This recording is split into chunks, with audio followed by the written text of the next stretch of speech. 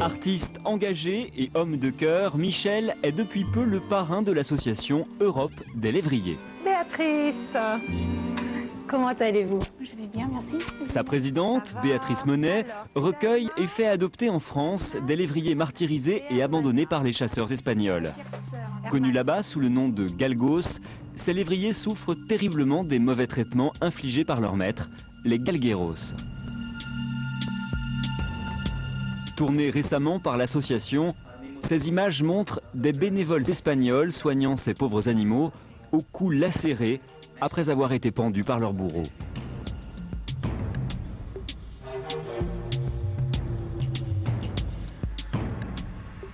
Comment est-ce que ces types-là, quand vous les rencontrez, vous en direct comme ça, comment est-ce qu'ils justifient leurs attitudes à ce propos-là? Ils ne se justifient sûrement pas d'ailleurs. Non, ils ne se justifient pas, mais en fait c'est une mentalité bien spéciale. Pour eux c'est une façon de faire payer le galgo du déshonneur qu'il leur a infligé en étant mauvais chasseur. C'est tout simplement ça. Tout simplement. Je t'ai élevé, je t'ai choisi et toi voilà ce que tu me fais, tu me donnes la honte, tu dois payer maintenant. Et donc tu vas mourir de mort lente. Les galgos sont pendus avec les pattes arrière qui touchent encore le sol pour que l'animal agonise le plus longtemps possible.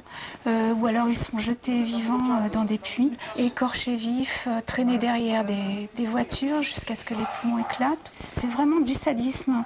C'est pour qu'ils payent ce déshonneur. Plus le déshonneur est fort, plus il faut que le chien souffre. Je crois que j'arrive à un moment de ma vie où je sais tout ça. Bon, évidemment, quand on le voit, c'est d'autant plus effarant. C'est une des raisons de mon parrainage, parce que ça permet de faire connaître ce problème qui est excessivement douloureux. C'est vrai qu'on voit avec ces chiens et ce qui leur arrive des choses vraiment on dépasse un peu le supportable, quoi. On travaille avec des refuges qui sont assez miséreux, qui n'ont pas de subventions et qui n'ont d'autres portes de sortie que l'étranger, que les associations françaises, parce que le lévrier n'est pas considéré comme un animal de compagnie en Espagne et les Espagnols n'envisagent pas d'adopter un lévrier. Pour eux, ça peut être une honte carrément.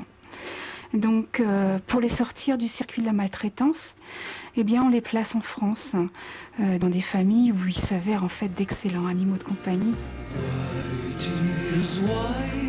Très investis, Geneviève et Michel ont, comme beaucoup d'autres familles françaises, adopté l'un de ces galgos. Toujours dans ton coin, juste dans ton coin, Baptisé Néné, cette rescapée de 3 ans et demi réapprend tout doucement à vivre. Elle est arrivée ici traumatisée au dernier degré. Et c'est vrai que si on mesurait le chemin qu'il y a à faire pour la rendre heureuse, enfin pour qu'elle puisse vivre à peu près normalement, on pourrait vite se décourager. Donc on n'a pas réfléchi. Quand on a vu ça, c'était tellement touchant, tellement bouleversant qu'on l'a adopté. Au début, on n'a pas entendu le son de sa voix pendant très longtemps. Et là, depuis un mois environ, elle se manifeste le matin et le soir, même parfois la nuit, en aboyant un peu. Donc on la laisse faire parce qu'on sait qu'il faut aussi qu'elle passe par là.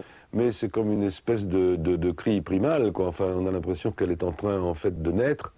Et on la laisse aboyer tout son sou parce que ça nous paraît nécessaire pour son développement physique et mental.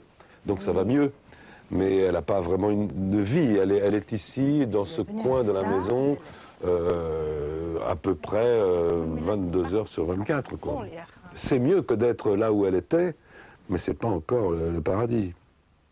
Évidemment, il y a une saturation en fait des familles adoptantes. Et c'est pour ça qu'on voudrait que les politiques bougent. Le gouvernement espagnol ne fait rien. Et on voudrait qu'il y ait un mouvement comme ça d'associations qui défendent les animaux pour avoir une législation européenne qui protégerait le galgo. C'est vrai que grâce aux médias, grâce aux amis que j'y ai, on peut un peu agir. Alors si vous voulez vous aussi agir et rejoindre Michel Delpech et son épouse dans leur combat, connectez-vous en fin d'émission sur notre site internet france3.fr. Comme une bête quand j'étais chaud.